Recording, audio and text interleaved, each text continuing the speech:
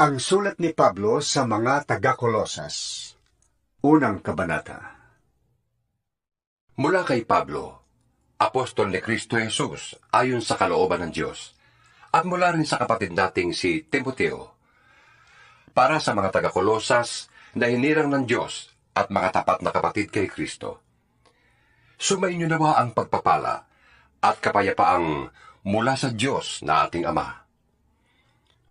Tuwing ipapanalangin namin kayo, lagi kaming nagpapasalamat sa Diyos na Ama ng ating Panginoong Hesukristo.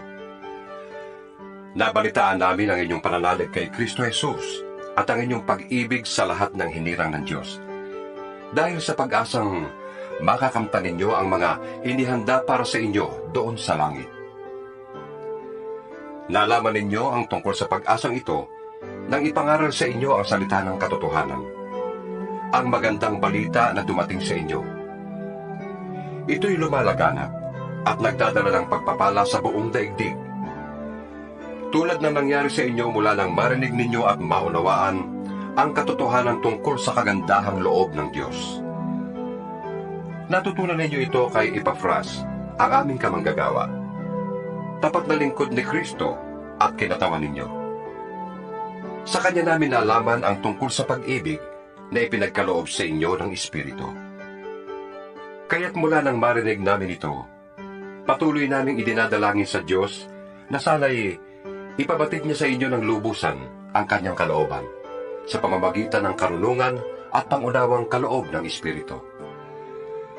Sa gayon, makapamumuhay na kayo ng karapat-dapat at kalugod-lugod sa Panginoon. Sasagana sa lahat ng uri ng mabubuting gawa at lalawak ang inyong pagkakilala sa Diyos. Idinadalangin din naming patatagin niya kayo sa tulong ng kanyang dakilang kapangyarihan upang masaya ninyong matiis ang lahat ng bagay na may pagtitiyaga. Lagi kayong magpasalamat sa Ama sapagkat minarapat niyang makabahagi kayo sa mga pangako ng Diyos para sa mga hinirang na nasa liwanag. Iniligtas niya tayo sa kapangyarihan ng kadiliman at inilipat sa kaharian ng kanyang minamahal na anak, na nagpalaya at nagdulot sa atin ng kapatawaran sa ating mga kasalanan. Si Kristo ang larawan ng Diyos na di nakikita, at siya ang may kapangyarihan sa lahat ng nilikha, sapagkat sa pamamagitan niya ay nilikha ang lahat ng nasa langit at nasa lupa, nakikita man o hindi. Pati ang mga espiritual na kapangyarihan, paghahari, pamamahala, at pamumuno. Ang lahat ay nilikha ng Diyos sa pamamagitan niya at para sa Kanya. Siya ang una sa lahat, at ang buong sansinukob ay nananatiling nasa kaayusan sa pamamagitan niya. Siya ang ulo ng iglesia na Kanyang katawan. Siya ang simula, ang panganay na anak, ang unang nabuhay na muli upang maging pinakadakila sa lahat. Minarapat ng Diyos na ang buo niyang kalikasan ay manatili sa anak, at inibig niyang ang sandaigdigan ay makipagkasundo sa Kanya sa pamamagitan ng anak. Sa pamamagitan ng dugo ng Kanyang anak, nagkasundo nga ang Diyos at ang lahat ng nilikha, maging sa langit at sa lupa. Dati, kayo'y malayo sa Diyos at naging kaaway niya dahil sa inyong kasamaan. Ngunit sa pamamagitan ng pagkamatay ni Kristo, kayo ay ginawang kaibigan ng Diyos. Nang sa gayon, ay maiharap niya kayong banal, walang kapintasan at walang dungis. Subalit, kailangan ninyong manatiling tapat at matatag sa inyong pananampalataya at huwag bayaang mawala ang pag-asang dulot ng magandang balita na inyong narinig. Niloob ng Diyos na akong si Pablo ay maging tagapangaral ng magandang balitang ito na ipinahayag sa lahat ng tao sa buong daigdig. Nagagalak ako sa aking paghihirap alang-alang sa inyo, sapagkat sa pamamagitan nito'y naipagpapatuloy ko ang paghihirap na tulad ng kay Kristo, na kailangan ko pang gawin para sa iglesia na Kanyang katawan. Ako'y naging lingkod nito nang hirangin ako ng Diyos upang ipahayag sa inyo ang kanyang salita. Ang hiwaga na sa mahabang panahon ay inilihim sa maraming salit-saling lahi, ngunit ngayon inihayag na sa kanyang mga hinirang. Inibig ng Diyos na ihayag sa lahat ng tao ang dakila at kamangha-manghang hiwagang ito na walang iba kundi si Kristo na nasa inyo.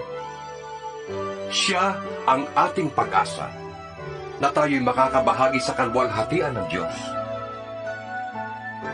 Yan ang dahilan kung bakit ipinapangaral namin si Kristo.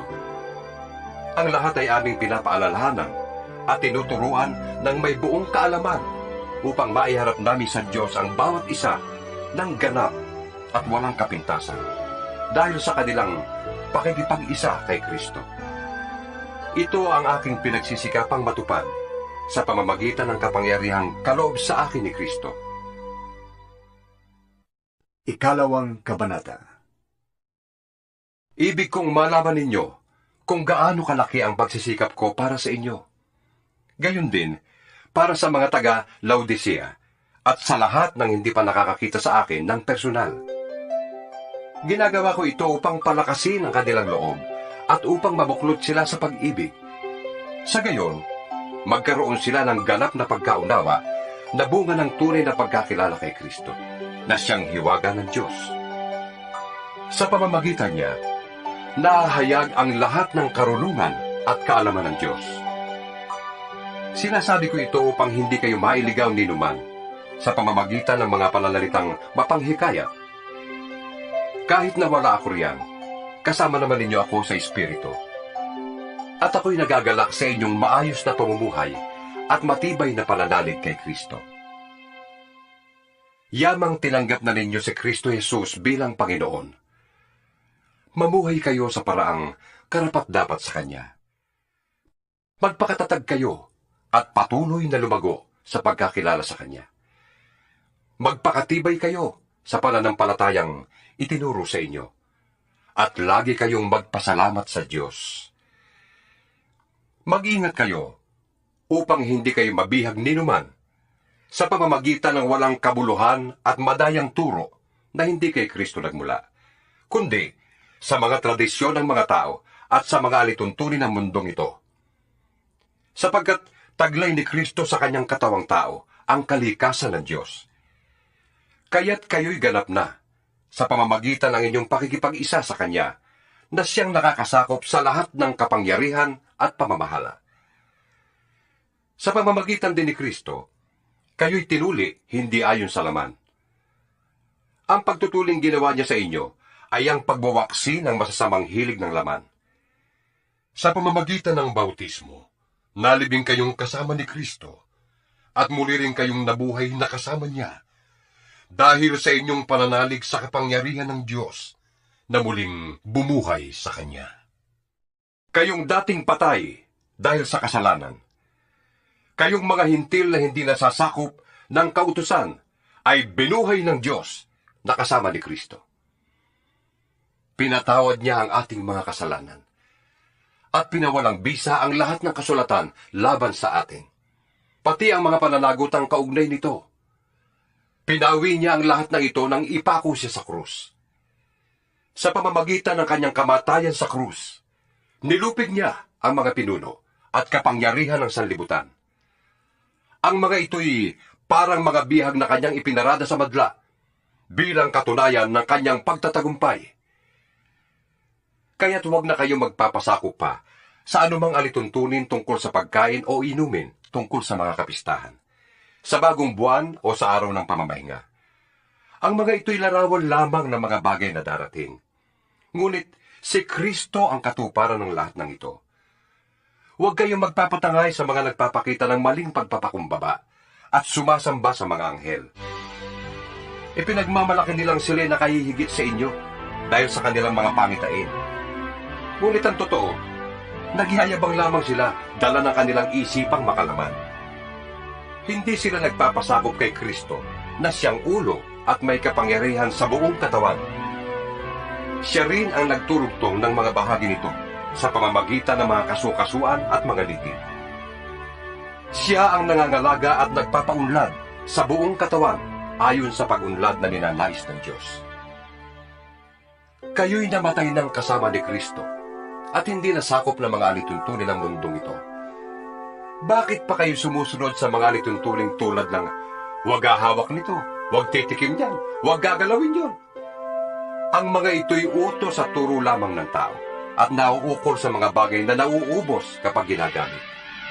Sa biglang tingin, tila nga makakabuti ang ganoong uri ng pagsamba at ang ganoong pagpapakumbaba at pagpapahirap sa sariling katawan.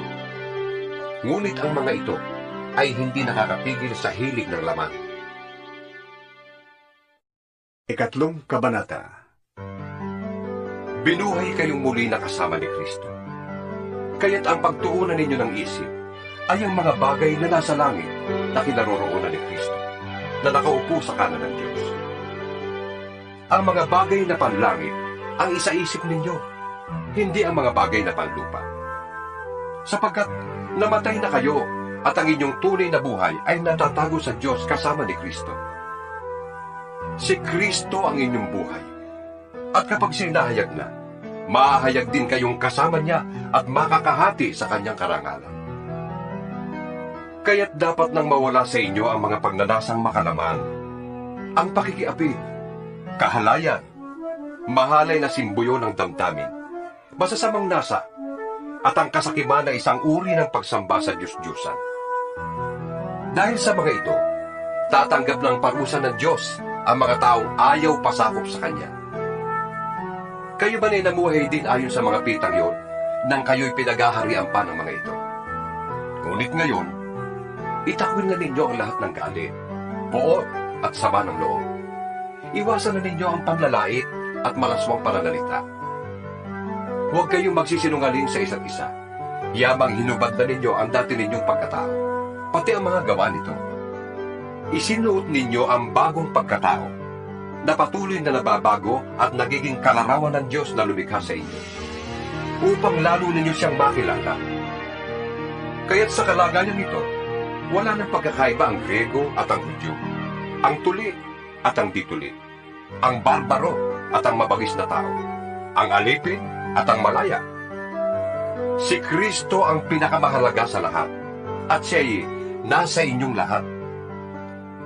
Kaya nga, yamang kayo'y hinirang ng Diyos. Minamahal niya at pinili para sa Kanya. Dapat kayong maging mahabagin, mabait, mapagpakumbaba, mahinahon, at mapagtiis. Magpasensya kayo sa isa't isa, at magpatawad kayo kung may hinanakit kayo kanino man. Magpatawad kayo gaya ng pagpapatawad sa inyo ng Panginoon. At higit sa lahat, magmahalang kayo, sapagkat ang pag-ibig ang buklod ng ganap na pagkakaisa. Paghariin ninyo sa inyong puso ang kapayapaang kaloob ni Kristo, sapagkat yan ang dahilan kung bakit kayo tinawag sa iisang katawan. Magpasalamat kayong lagi. Ang salita ni Kristo ay hayaan ninyong lubusang manatili sa inyong puso. Turuan ninyo at paalalahanan ang isa't isa ng may buong karunungan. Buong puso kayong umawit ng mga salmo, mga himno, at mga awiting espiritual na may pagpapasalamat sa Diyos. At anuman ang inyong sasabihin o gagawin, gawin ninyong lahat sa ngalan ng Panginoong Hesus, at sa pamamagitan niya'y magpasalamat kayo sa Diyos Ama. Mga babae, pasakop kayo sa inyong asawa, sapagkat yan ang kalooban ng Panginoon. Mga lalaki, ibigin ninyo ang inyong asawa, at huwag kayong maging malupit sa kanila. Mga anak, sundin ninyong lagi ang inyong mga magulang, sapagkat yan ang nakalulugod sa Panginoon. Mga magulang, huwag ninyong pagagalitan ng labis ang inyong mga anak, at baka masiraan sila ng loob. Mga alipin, sa lahat ng bagay ay sundin ninyo ang inyong mga amo. May nakakakita man o wala, maglingkod kayo, hindi upang kalugdan ng mga tao, kundi dahil sa kayo'y talagang tapat at may takot sa Panginoon. Ano man ang inyong ginagawa, gawin ninyo ng buong puso na parang sa Panginoon kayo naglilingkod at hindi sa tao.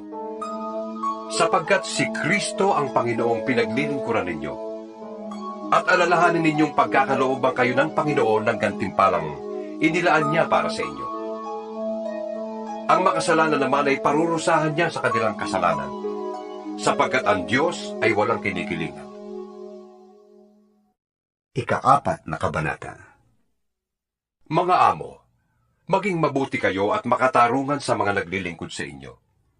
Alalahanin ninyong kayo man ay may Panginoon sa langit. Maging matyaga kayo sa pananalangin. Laging handa at nagpapasalamat sa Diyos.